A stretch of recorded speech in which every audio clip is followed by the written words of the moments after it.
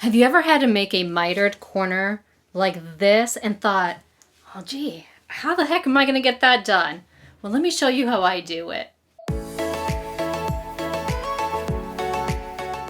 Recently, I found myself having to make a whole lot of little mitered corners like this. And actually, this is a reversed miter or an inverse miter.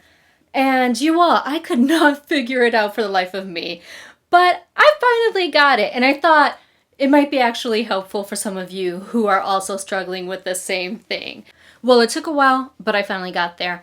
I'm Madi with Madi Sews, and let me just show you how to crank out one of these pretty quickly. First, you're going to want to grab your double-folded bias tape. And I'm showing you here that I am using double-folded, so we're going to partially open it up and then we're going to fold it in half. So I'm just going to match up these ends and I'm going to hold it here while I grab a pen. Now I want to mark this fold right here, and it doesn't matter if I'm using a pen because it's going to be on the inside. I'm also marking that middle point. Now open it back up and I'm going to mark the other side here, just like that. So looking at the fabric, you can see here that I have a pretty sharp angle here. I'm going to take that angle into account when I'm actually marking lines on my bias tape. So back to the bias tape, I'm just going to match up those ends once again. And then I'm going to grab my pen again and I need to draw a triangle. Now I'm going to draw a triangle with some pretty steep angles here. So I'm going to grab my ruler. I've already made a dot on the middle of my fabric. And I'm drawing in that line. You're going to want to do that on both sides. So again, you're going to draw a line from that dot that's in the middle, which is the fold, and then we're going to connect it to the very corner. And there we go. So now you're going to need to sew along this line. Backstitch, pivot, backstitch. And that's what it looks like when it's all sewn up. And then I'm just going to show you the back side. And now we need to make a snip down into the very tip of this triangle. Do not cut through it, just clip to it.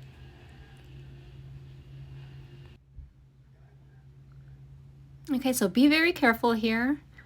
And now this is what you have. Now we're going to fold this eventually into a little triangle shape. And the reason why we clip through the center there is so that way we can fold both of these sides to opposite directions and reduce the bulk. Reducing the bulk is definitely good.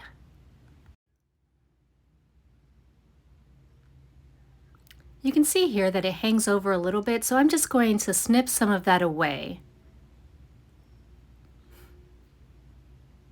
And we're going to sew over the top of it, so it's not going to unravel or anything.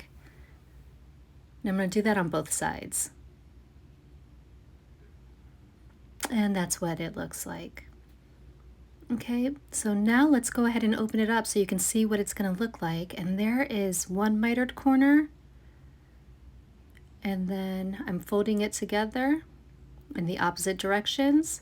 And there's the other. Now we need to press this thing out. So here we are. It looks really good. I'm just going to open it up and give you a peek at the inside here. Hello! Now grab your fabric because we're going to pin this on.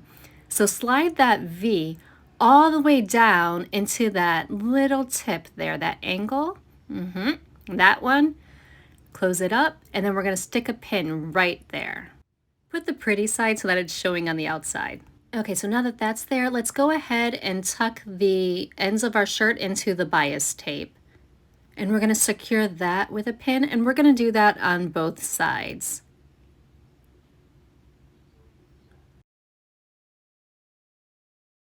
Now that it's all pinned up, we need to sew this down. So backstitch, pivot, and then come back up, backstitch.